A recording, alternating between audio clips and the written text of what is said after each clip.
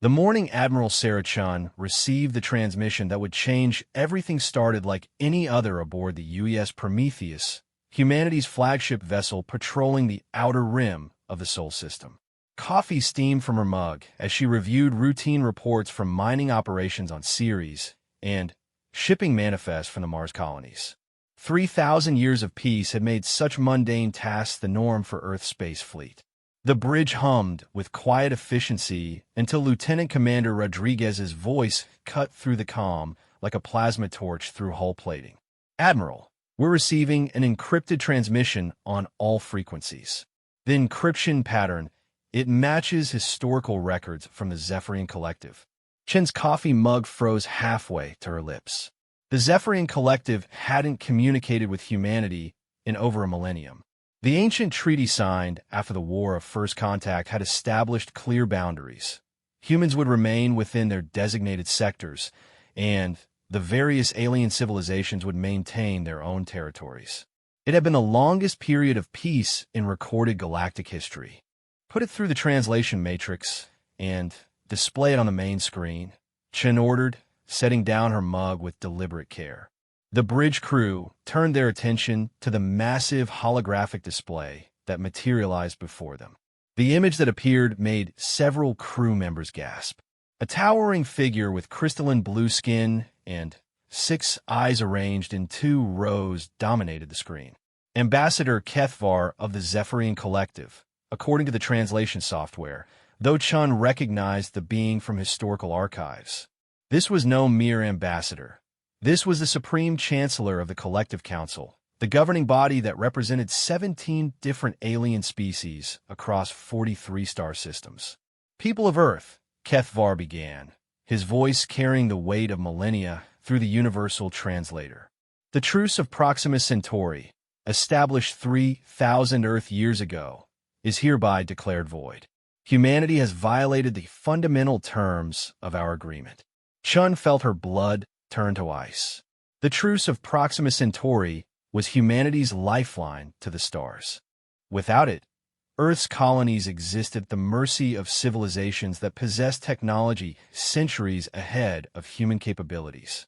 Kethvar continued, his 6 eyes seeming to stare directly at Chun through the transmission. "Your species was granted asylum in this galaxy under strict conditions. You would remain within your designated zones.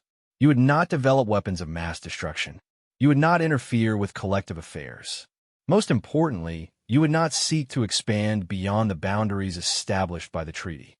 The alien leader's form shifted, revealing a massive holographic map of the galaxy behind him. Red zones marked collective territories, while a small blue section near the outer rim showed human space. But now, Chun could see dozens of tiny yellow dots scattered throughout collective territory. "These unauthorized human settlements represent a clear violation of our agreement," Kethvar declared.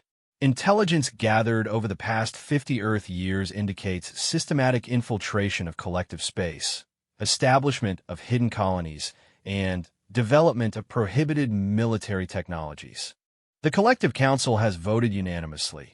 Humanity will withdraw from all unauthorized territories within 1 Earth year or face the consequences." The transmission flickered, and suddenly the scene changed. Chun watched in horror as massive ships, vessels the size of small moons, moved through space with impossible grace. Energy beams capable of cracking planets lanced out from their hulls in demonstration strikes against empty asteroids, reducing them to cosmic dust in seconds. "The collective fleet numbers in the millions," Kethvar continued. "Our technology has advanced significantly during our 3,000-year period of isolation from your species. We possess weapons that can sterilize entire star systems, shields that can withstand the collapse of stellar bodies, and ships that traverse the galaxy in mere days rather than decades."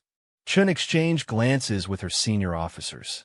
Commander Therese, her tactical officer, was running preliminary calculations on his console, his face growing paler with each passing moment. Chief Science Officer Dr. Yamamoto had pulled up historical files on collective technology from 3 millennia ago. If this was their advancement, humanity was facing annihilation. However, Kethvar said, and Chun caught the slight change in tone, the collective remembers that humans once fought alongside several of our member species against the devourers of the void. Your species showed courage and ingenuity during that conflict. Therefore, we offer you this single opportunity. Withdraw from all unauthorized territories, surrender your advanced military technologies, and accept permanent monitoring of your space. Do this, and your species may continue to exist within your designated boundaries. The transmission shifted again, showing Earth from space, beautiful, blue, and terrifyingly vulnerable. You have 1 Earth year to comply. After that, the collective will take whatever action is necessary to ensure galactic stability and security. The screen went dark, leaving the bridge of the Prometheus in stunned silence. Chun stood slowly, her mind racing through the implications. Rodriguez, give me a direct channel to Earth Command, Priority Alpha. Torres, I want a full assessment of our current military capabilities within the hour. Yamamoto, start pulling everything we have on collective technology, both historical and any intelligence we've gathered in the past century. Admiral, Torres said quietly, his voice barely above a whisper, the numbers don't look good. If their claims about fleet size and technological advancement are accurate, we're looking at odds of approximately 1 million to 1. Since when have humans ever been concerned about bad odds, Commander? Chun replied with a grim smile. Give me those assessments. Within 6 hours, Chun found herself in a secure briefing room aboard the Prometheus, surrounded by holographic projections of Earth's most senior military and political leaders. President Harrison appeared tired despite the time enhancement technology that should have eliminated fatigue, while General Morrison of the Space Defense Force looked like he'd aged a decade since the transmission. The situation is worse than we initially thought, General Morrison began without preamble. Our deep space reconnaissance teams have confirmed the existence of unauthorized human settlements in collective space. Apparently, several corporations and independent colonies have been establishing outposts beyond our borders for the past century, thinking the aliens would never notice or care. President Harrison leaned forward in his projection. How many settlements are we talking about, General? 47 confirmed, possibly more. Total population across all unauthorized territories is approximately 12 million humans. The largest settlement, New Geneva on Kepler 442b, has over 2 million residents and has been operating for 60 years. Chun felt her stomach drop. Mr. President, we can't abandon 12 million people to whatever the collective considers necessary action. Admiral, came the voice of Dr. Elizabeth Kane, Earth's leading xenobiologist, and one of the few humans who had personally met members of the collective. You need to understand what we're facing. The collective's member species include the Kithara, who can manipulate gravity itself, the hegemony of Sol, whose ships are grown rather than built, and can regenerate from almost any damage, and the quantum dancers, who exist partially outside normal space-time. These aren't just technologically advanced civilizations. Some of them operate on principles of physics we barely understand. Then, we need to level the playing field, Chin said firmly. What assets do we actually have? Commander Sarah Kim of Earth's Research and Development Division activated a new set of holographic displays. Over the past 3 centuries, we've made significant advances in several key areas. Our quantum tunnel drives are actually faster than anything the collective had 3,000 years ago. Our artificial intelligence systems have reached near sentience levels. And she paused, glancing around the room. We've made breakthroughs in what we're calling adaptive military technology. Explain, President Harrison ordered. Rather than trying to match the collective's overwhelming technological superiority, we've focused on creating systems that can learn and adapt in real time. Our ships can literally evolve during combat, developing new defensive and offensive capabilities based on whatever they encounter. It's not traditional technology. It's almost biological in nature. Chen raised an eyebrow. Are you talking about living ships? In a sense, yes. We've developed a hybrid biomechanical technology that combines human engineering with genetic material from various sources. The ships can think, learn, and adapt. They're not just vessels, they're partners. Dr. Kane looked horrified. Sarah, tell me you haven't been experimenting with collective genetic material. Kim's silence was answer enough. Jesus Christ, General, Morrison Muterid. Do you have any idea what kind of violation that represents? If the collective finds out we've been reverse engineering their biological technology, then we'd better make sure we're ready for war, Chen interrupted. Because I don't see any other option. We can't abandon 12 million people, and we can't accept permanent subjugation. How many of these adaptive ships do we have? Currently, 12 operational vessels, with another 30 in various stages of completion. But, Admiral, these aren't traditional ships. They require a very specific type of crew, humans with enhanced neural interfaces who can actually communicate with the ship's biological systems. We call them symbiont pilots. President Harrison was quiet for a long moment. Admiral Chun, in your professional opinion, what are our chances if we choose to fight? Chun looked around the room at the faces of humanity's leaders, seeing fear mixed with determination in each one. Mr. President, mathematically speaking, our chances are virtually zero. But humans have never been particularly good at mathematics when it comes to survival. We've faced extinction-level events before. The asteroid that killed the dinosaurs would have wiped us out too if we'd been around. But we've survived ice ages, plagues, world wars, and the near collapse of our ecosystem.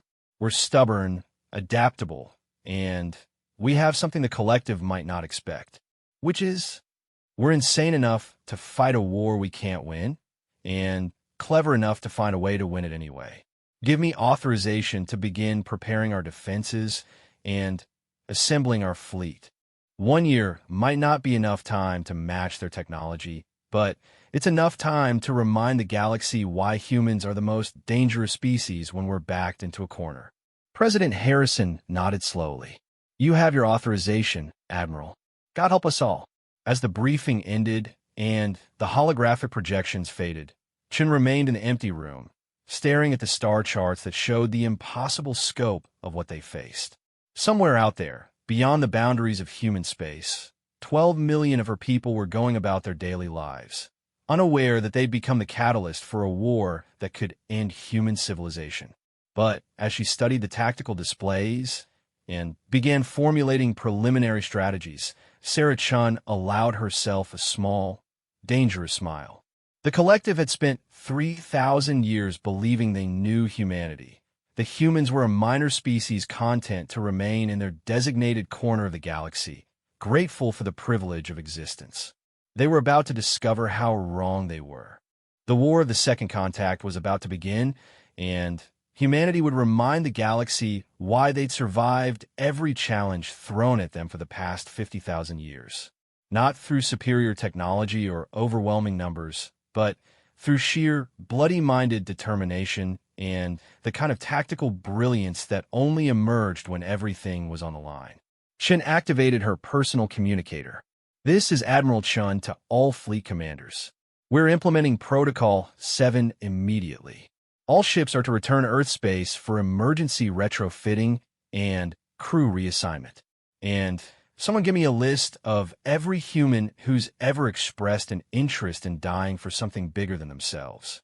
Admiral Rodriguez's voice came through the comm.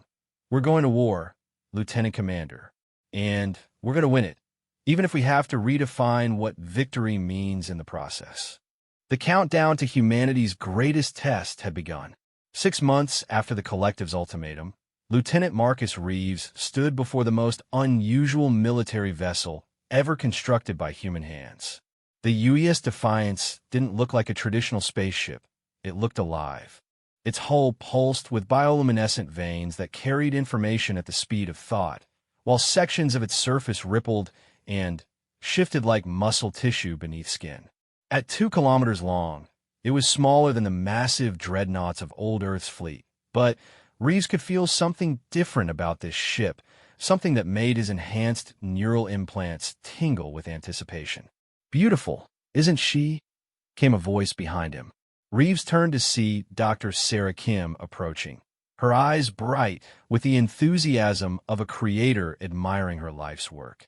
The Defiance is our first fully operational Symbiont-class vessel. She's not just a ship, Lieutenant. She's a partner. Reeves nodded, still staring at the vessel. Dr. Kim, I've reviewed the technical specifications, but I have to ask, what exactly am I going to be interfacing with? The briefing materials were vague. Kim's expression grew more serious. Walk with me, Lieutenant. There are some things about this program that require a higher security clearance than what you've been given. They entered the ship through an airlock that sealed behind them, with an organic hiss rather than the mechanical clank Reeves expected. The corridors inside were warm, with walls that seemed to breathe gently. Soft lighting emanated from no visible source, and Reeves noticed that the deck plates adapted to his footsteps, providing perfect traction and comfort. Lieutenant, what I'm about to tell you is known to fewer than 100 people in the entire human space, Kim began as they walked. 3 centuries ago, during our first deep space exploration missions, we encountered something that officially doesn't exist. We found the wreckage of a ship from a species that predated even the Collective, something that had been drifting dead in space for possibly millions of years. They entered what appeared to be the ship's bridge, though it looked nothing like any command center Reeves had ever seen. Instead of consoles and displays, there was a raised dais in the center surrounded by what looked like neural interface pods. The walls themselves seemed to be covered in a complex web of organic circuitry. The ship we found wasn't built, Kim continued. It was grown, but more than that, it was intelligent. Even after millions of years, even after whatever had killed its original crew, some part of its consciousness remained. We learned from it. We incorporated its biological technology into our own research. Reeves felt a chill run down his spine. Doctor, are you saying the ship is powered by alien technology? Not powered by it, Lieutenant. Partner with it. The consciousness we found wasn't malevolent. It was lonely. It had been drifting in space for eons, waiting for someone to understand it, to communicate with it. When our research teams finally made contact, it was eager to share its knowledge. It wanted to live again, to have purpose again. Kim gestured to the central dais. That consciousness is now part of every Symbiont-class vessel we built. But it's not controlling the ship, it's collaborating with it. Your human consciousness will merge temporarily with both the ship's AI and the ancient alien awareness. Together, you'll form a trinity of intelligence that can adapt to any situation faster than any traditional computer system. And the risks? Reeves asked, though he suspected he already knew the answer. Some pilots have reported difficulty distinguishing between their own thoughts and those of their partner consciousness. A few have experienced what we call temporal displacement, brief moments where they seem to access memories that belong to the ancient alien species. In extreme cases, Kim paused, clearly struggling with how much to reveal. In extreme cases, pilots have temporarily taken on characteristics of the original species. Enhanced reflexes, altered perception of time and space, occasionally even brief periods of what appear to be telepathic abilities. The changes are always temporary, and they've proven to be tactical advantages rather than problems. Reeves stepped closer to the central interface. Dr. Kim, what happened to the original species?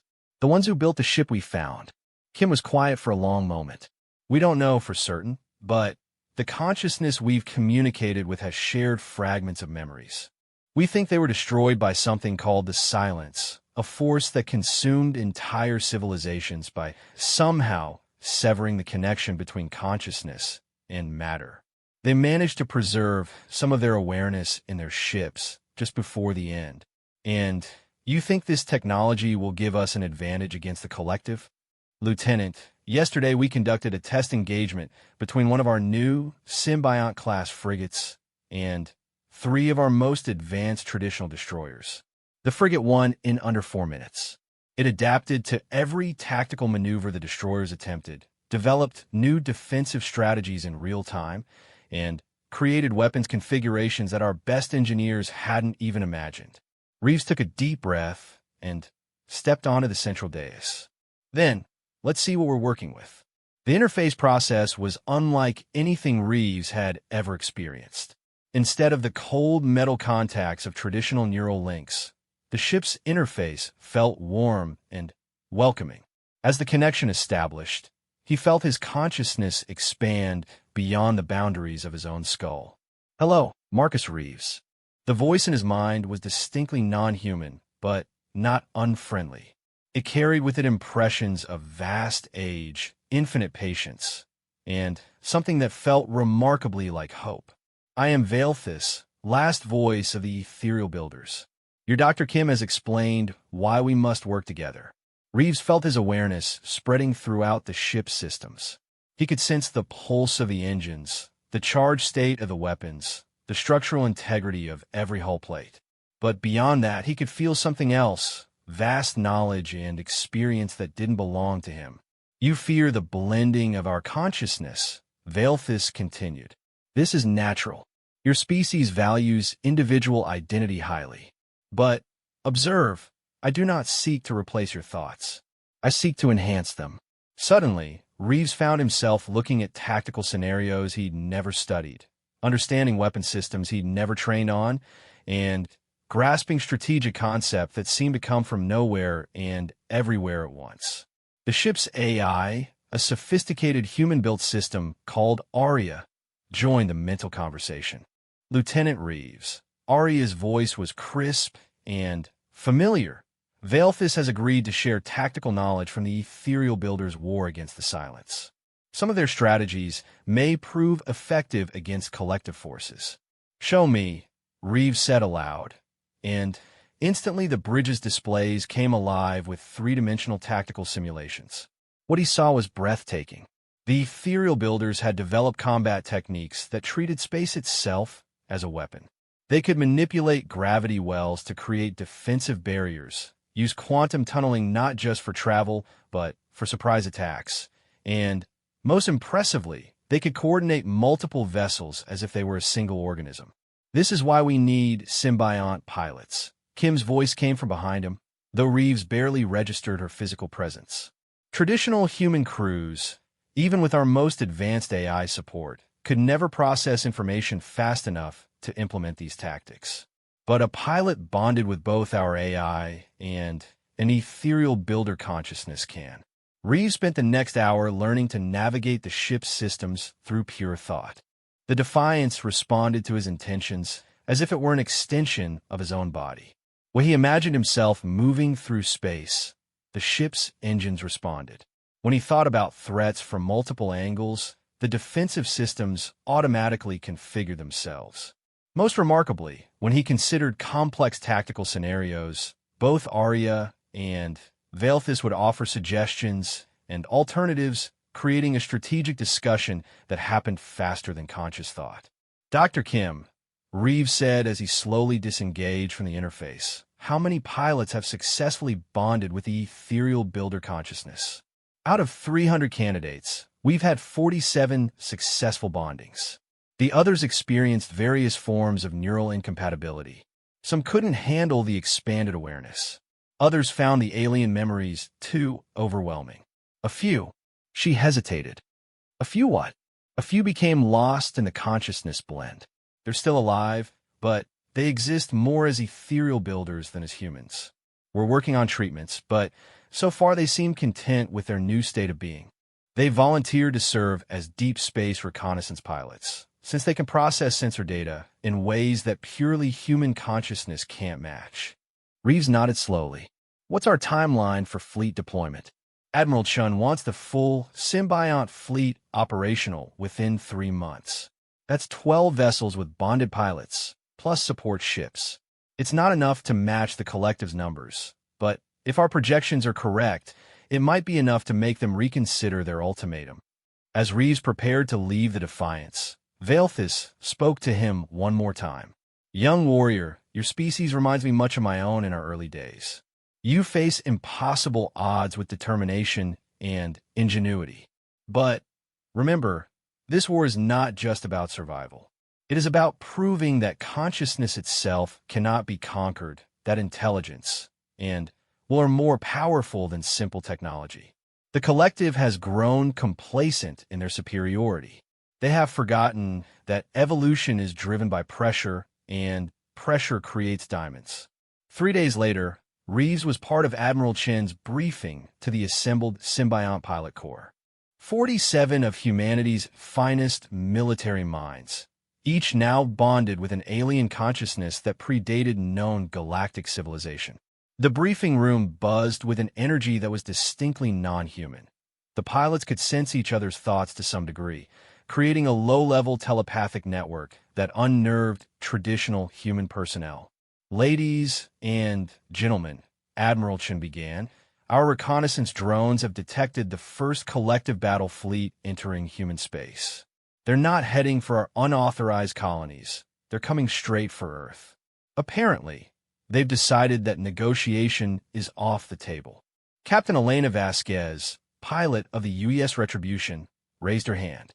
"Admiral, our ethereal builder partners have shared some concerning intelligence. The collective isn't just bringing traditional ships. They've awakened something called world eaters, massive vessels designed to consume entire planets to fuel their war machine." Chen nodded grimly. "Our deep space sensors confirm this. The lead vessel in their fleet is approximately the size of Earth's moon and appears to be alive. Traditional weapons won't be effective against it." Lieutenant Commander Sarah Torres, bonded with her ship UES Phoenix, spoke up. "Admiral Valthis and the other ethereal builder consciousnesses have been conferring. They believe the collective has made a critical mistake. They're so focused on overwhelming force that they've forgotten the principles of asymmetric warfare." Explain. "The World Eater requires massive amounts of energy to function. It maintains that energy by consuming matter, planets, asteroids, even space dust. But what happens if we force it to expend more energy than it can consume?" Chen raised an eyebrow. "You're suggesting we try to exhaust a moon-sized alien ship?" "Not exhaust it," Torres replied with a smile that seemed to contain knowledge from two different species. "Starve it." The ethereal builders fought similar creatures during their war with the Silence. The key is to force them to use their most energy-intensive systems while simultaneously denying them access to matter to consume. "And how exactly do we do that?" Reeves stood up, feeling Valthis's ancient memories flowing through his consciousness. "We use the one advantage we have that the collective doesn't expect. We fight as a collective ourselves. 12 Symbiont-class vessels, each with 3 consciousnesses working in perfect harmony, can coordinate tactics faster than any individual ship, no matter how advanced. We become a swarm intelligence." Admiral Chen looked around the room at the assembled pilots.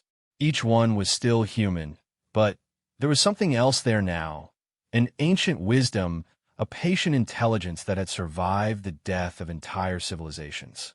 "Pilots, you're talking about taking on odds of 1,000,000 to 1. "Admiral," said Captain Rodriguez of the UES Indomitable, "the ethereal builders faced odds of 1,000,000,000 to 1 against the Silence. They lost their civilization, but they didn't lose their war. Some of them survived to fight again, and now they're fighting alongside us. The collective expects us to surrender or die," Reeves added. "They don't expect us to evolve. But that's what we're going to do. We're going to show them what happens when human determination meets technology that predates their entire civilization." Chun was quiet for a long moment, studying the faces of her pilots. "Very well. We have 6 months before the collective fleet reaches Earth. I want tactical simulations running continuously. I want every possible scenario explored. And I want our engineering teams working around the clock to complete the remaining Symbiont vessels." As the briefing ended and the pilots dispersed to their ships, Reeves felt a mixture of anticipation and fear that was distinctly human, overlaid with something else, an ancient certainty that intelligence and what could overcome any obstacle. The ethereal builders had faced the end of their civilization with courage.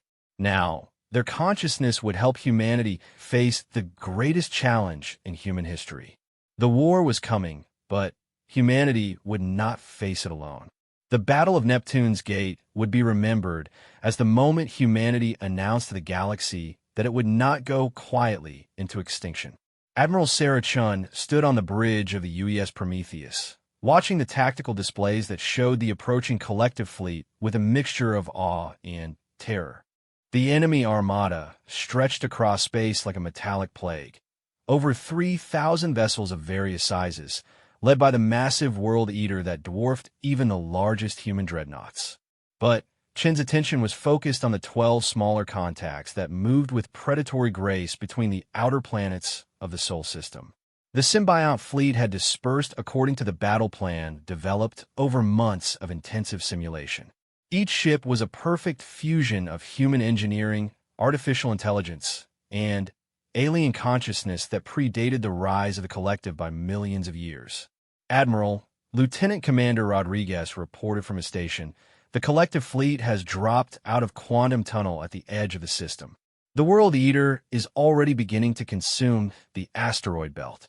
Energy readings are unprecedented. Chin nodded grimly. The World Eater wasn't just a ship. It was a mobile ecosystem designed to convert matter directly into energy to power its weapons and defenses. Traditional military thinking suggested that such a vessel would be nearly invincible, capable of simply overwhelming any opposition through sheer firepower. But traditional military thinking had never accounted for the tactical knowledge of a species that had fought similar monsters and survived. Status report on symbiont fleet, Chen ordered. All 12 vessels report ready for engagement, Rodriguez replied. Pilots report full consciousness integration with ethereal builder partners. They're different than they were during training, Admiral. The bond seems to be deeper now that combat is imminent. Chen knew what he meant. Over the past months, she'd watched the symbiont pilots gradually change. They remained fundamentally human, but there was something else there now, an ancient patience combined with tactical brilliance that no human military academy could have taught them. They moved with perfect coordination even when separated by millions of kilometers, as if they shared a single mind. Incoming transmission from the collective fleet, Rodriguez announced.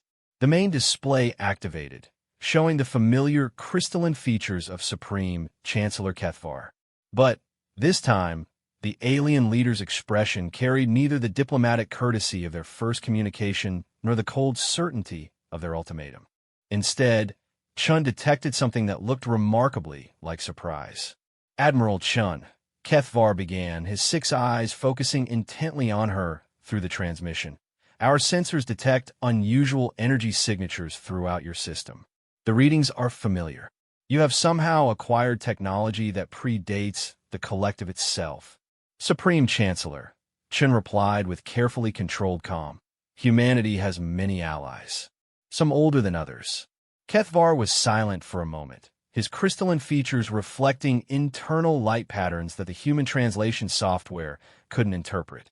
Admiral, you carry the consciousness of the ethereal builders within your vessels.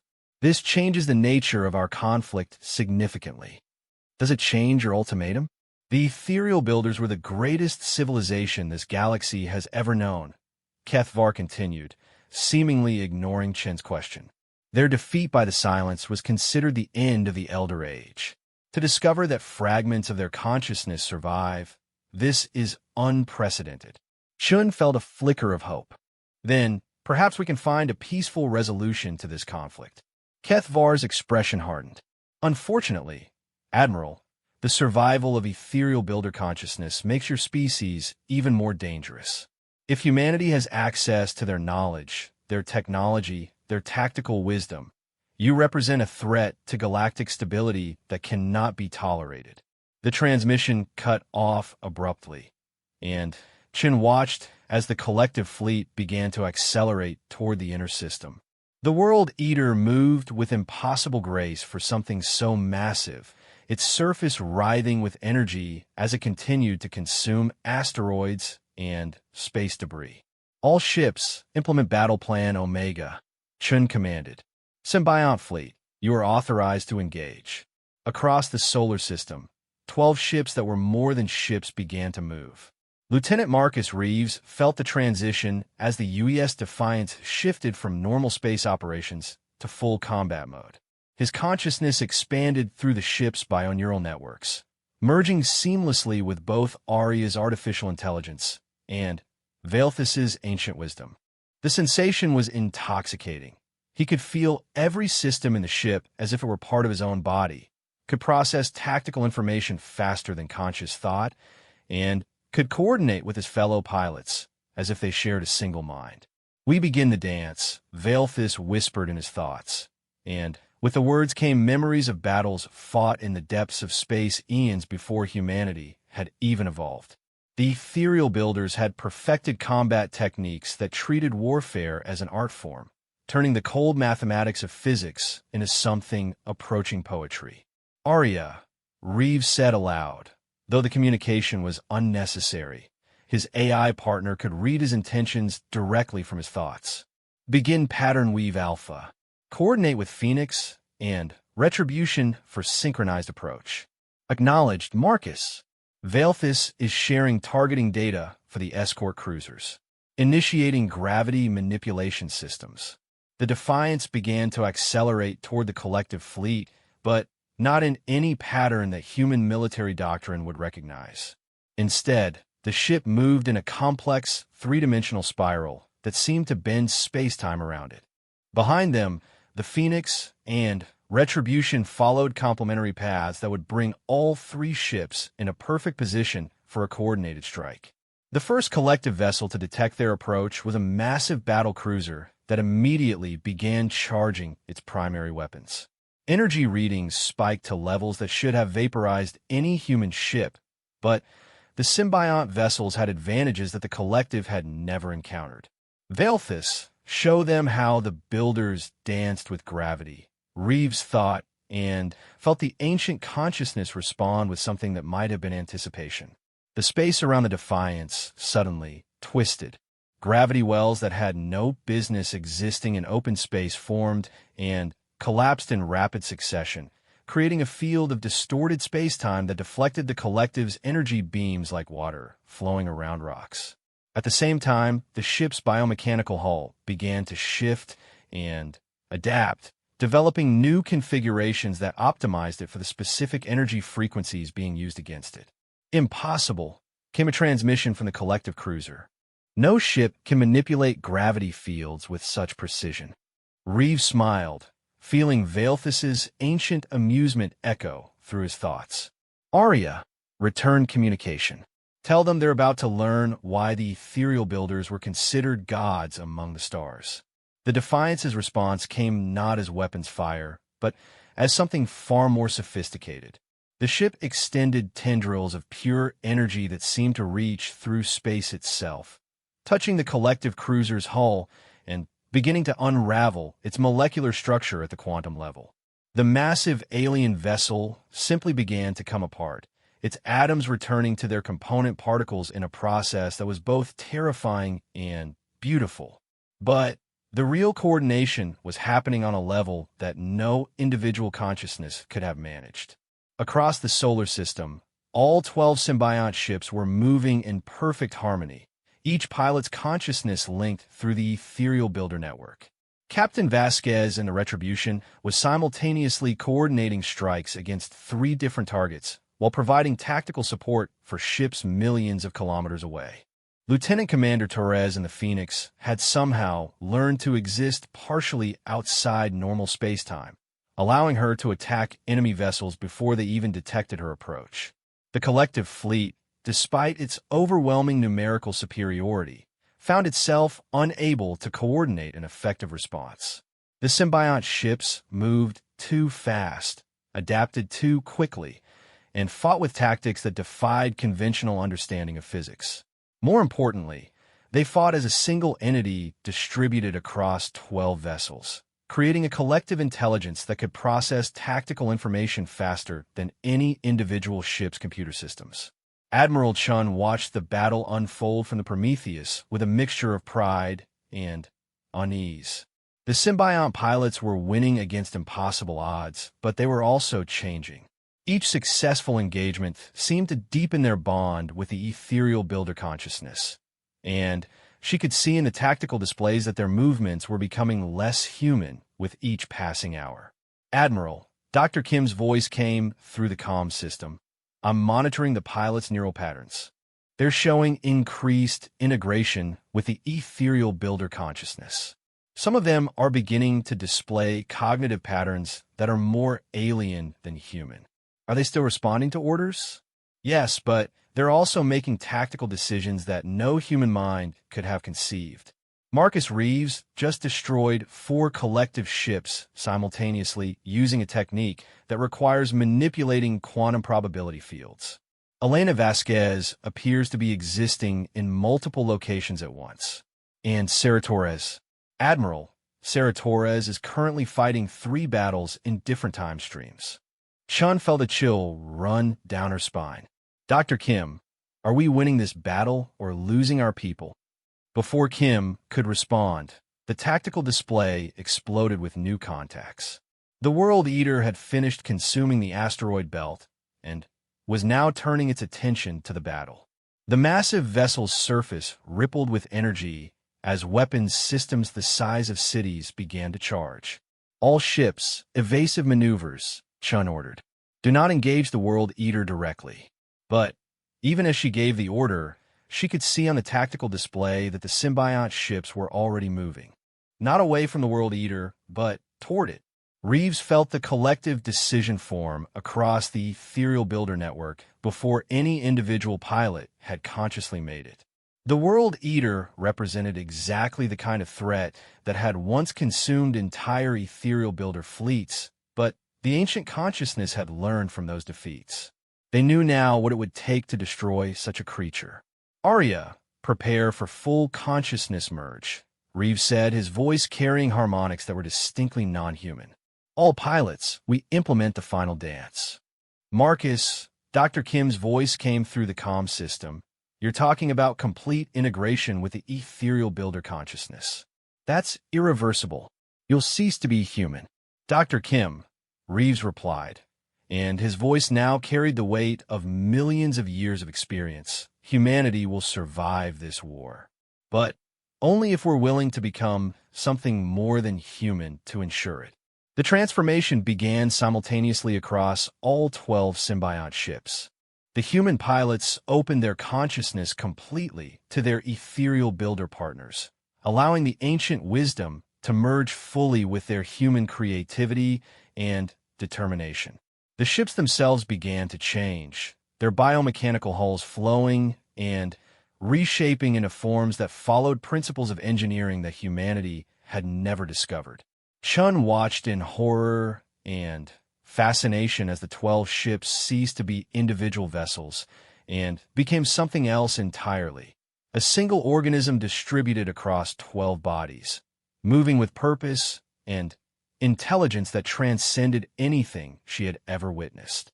The World Eater, sensing the change in its opponents, turned its full attention toward the approaching threat. Energy beams capable of cracking moons lanced out toward the transformed ships, but the attacks passed harmlessly through space that the ships no longer occupied in any conventional sense. "Admiral," Rodriguez whispered, "they're not dodging the attacks. They're existing between the attacks. Somehow they're using gaps in space-time itself to avoid damage." The 12 ships reached the World Eater's hull and did something that violated every principle of physics Chen understood. Instead of attacking the massive vessel, they merged with it. The biomechanical hulls flowed like liquid, penetrating the World Eater's defenses not through force, but through perfect understanding of its structure and weaknesses. For a moment that stretched across eternity, the World Eater hung motionless in space. Then, slowly it began to sing. The sound came not through space, but through quantum fields that connected all matter in the universe. It was the song of a dying god, a lament for the end of an age of terror. As the massive vessel began to break apart from within, its death throes sent energy cascades through the collective fleet that disabled hundreds of ships in seconds. The battle was over. Humanity had won. But As Chun watched the 12 lights that had once been her finest pilots dispersing back into individual ships, she wondered at what cost. 6 months after the Battle of Neptune's Gate, Admiral Sarah Chun stood in the observation deck of Ethereal Station, humanity's first hybrid biomechanical space station that orbited Earth like a living moon. Through the transparent aluminum walls, she could see the construction bays where the new generation of symbiont vessels grew rather than being built, their hulls flowing into existence through a marriage of human engineering and alien biotechnology that still made her feel slightly uncomfortable. The war was over, but the galaxy would never be the same. The destruction of the World Eater had sent shockwaves through collective space that were both literal and metaphorical. The massive creature's death had created a quantum resonance cascade that disabled every collective vessel within 50 light-years, leaving their fleets stranded and helpless.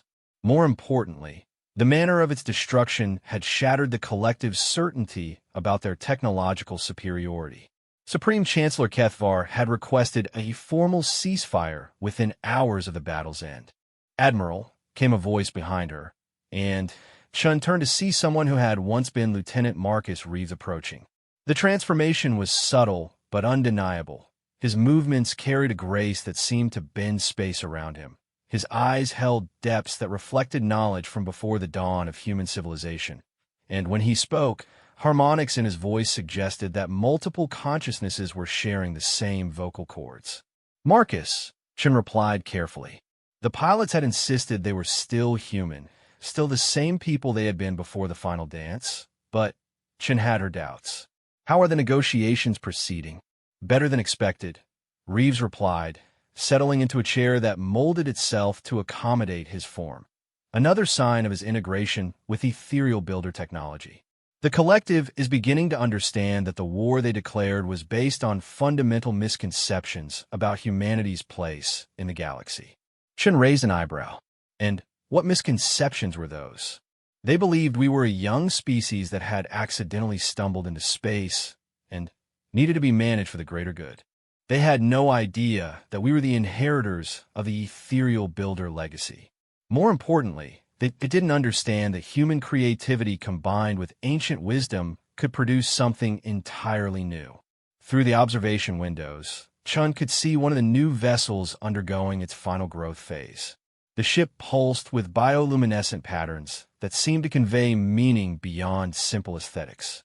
"Marcus, I need to ask you something, and I need you to be completely honest with me. Are you still human?" Reeves was quiet for a long moment, his enhanced senses apparently processing layers of meaning in her question that Chun couldn't imagine. "Admiral, that's a more complex question than it appears to be. I remember being human. I feel human emotions, human desires, human connections to other people. But I also remember being an ethereal builder, fighting battles that ended before your son was born, watching civilizations rise and fall like waves on an endless shore. That's not really answering my question, because there isn't a simple answer. I'm still Marcus Reeves, but I'm also more than Marcus Reeves. I'm what humanity becomes when it stops limiting itself to purely human consciousness. And Admiral," he paused, his gaze focusing on something beyond the windows, "that's exactly what the galaxy needs right now." Before Chun could ask what he meant, alarms began sounding throughout the station. Emergency lights bathed the observation deck in red as automated systems announced an incoming priority transmission from deep space. Admiral Chun to the bridge immediately. "We're receiving a transmission from beyond the galactic rim," came Rodriguez's voice over the intercom system.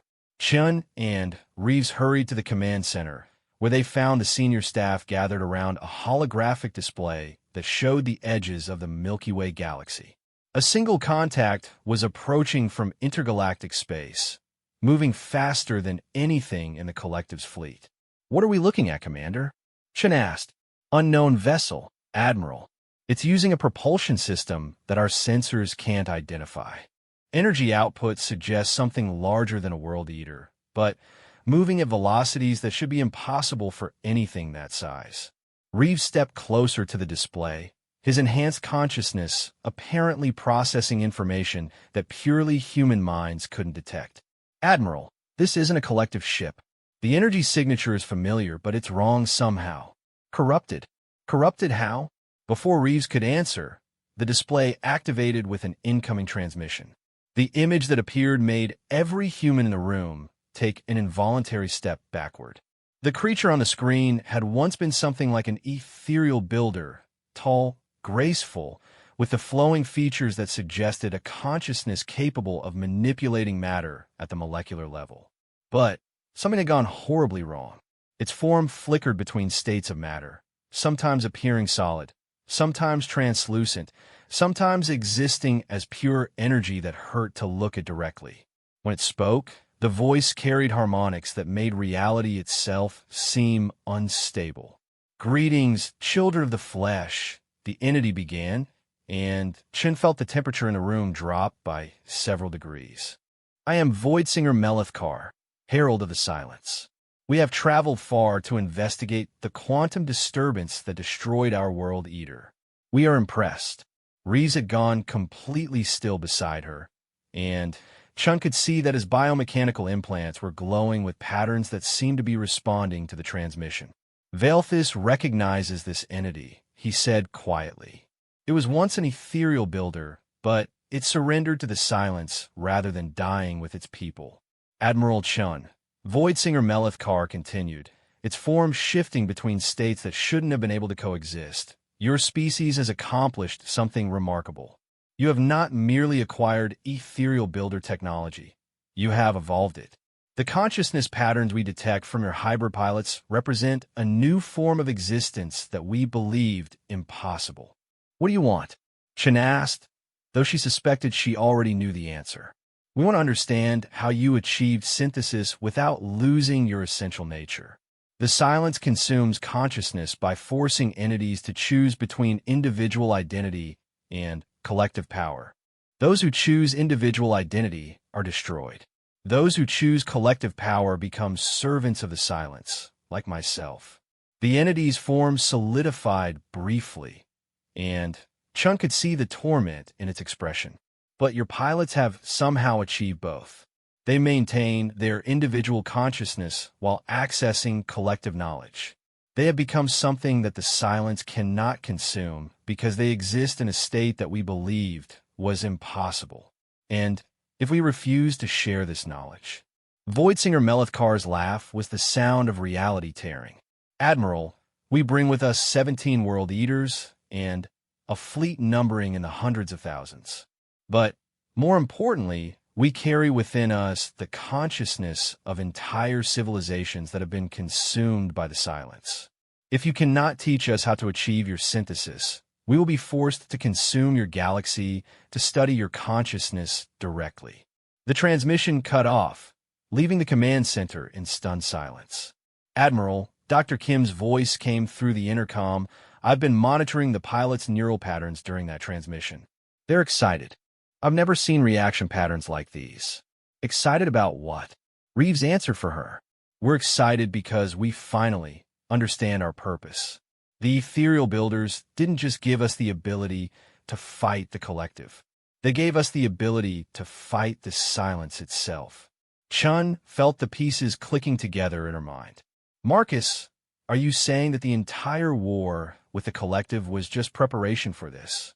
"Not preparation, Admiral. Evolution. Humanity needed to prove that it could transcend its limitations while maintaining its essential nature. The collective forced us to become something more than human, but the integration with ethereal builder consciousness ensured we didn't lose our humanity in the process. And now we teach the galaxy that consciousness doesn't have to choose between individual identity and collective power. We show them that evolution doesn't require abandoning what makes us who we are." Over the next 72 hours, Chun watched as her transformed pilots worked with both human scientists and collective researchers to develop something unprecedented, a defense against the silence that didn't require surrendering to it.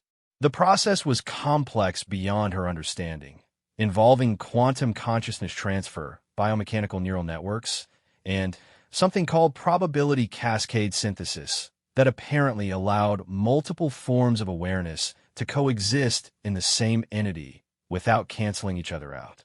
The key breakthrough came when Captain Elena Vasquez demonstrated that she could temporarily separate her human consciousness from her ethereal builder partner without losing access to either set of memories or capabilities. The implications were staggering.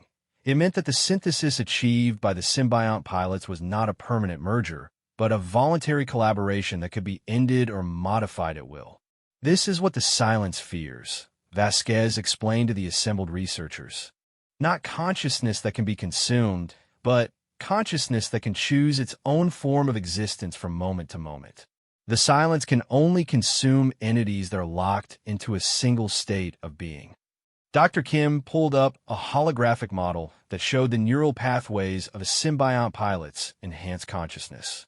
If we can teach this technique to other species, they become immune to the silence's consumption process. But more than that, they become capable of cooperation at levels that individual consciousness cannot achieve, while still maintaining their essential identity. When Voitsinger-Melithkar's fleet arrived at the edge of the solar system, they found something unexpected waiting for them.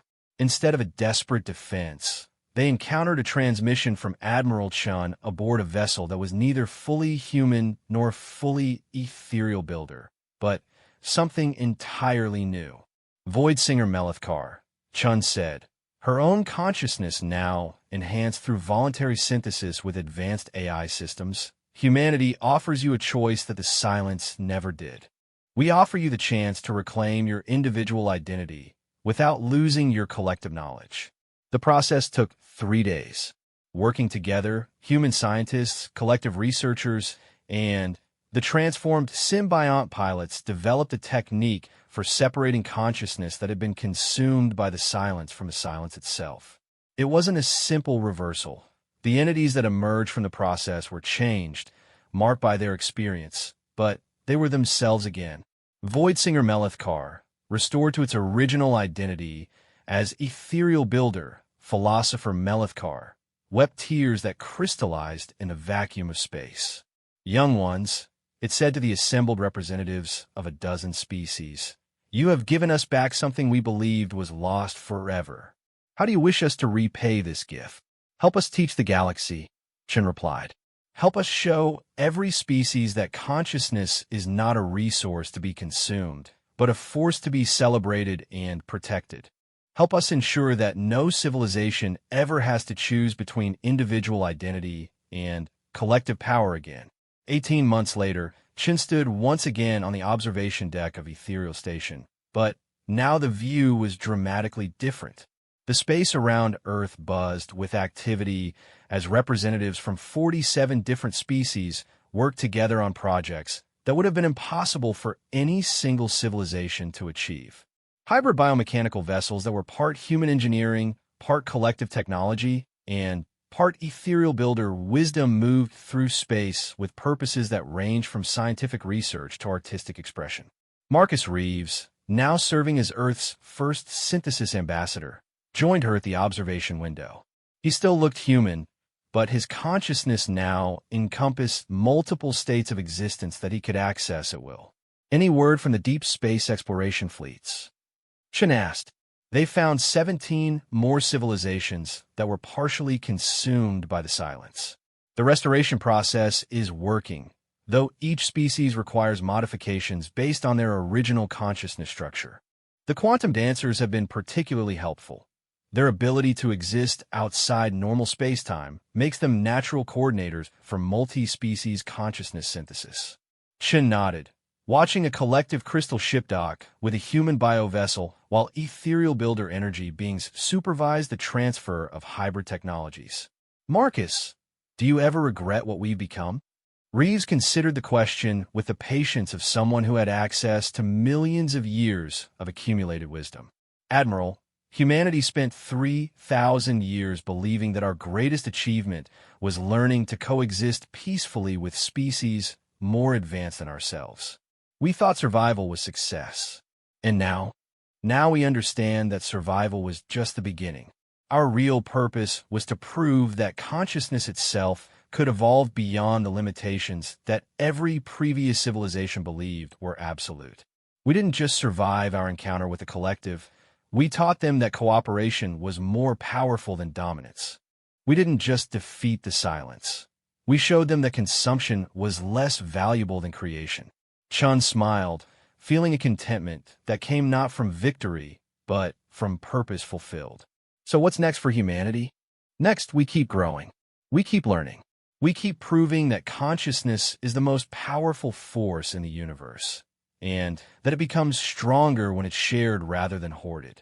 He paused, his enhanced senses detecting something in deep space that purely human consciousness would never notice.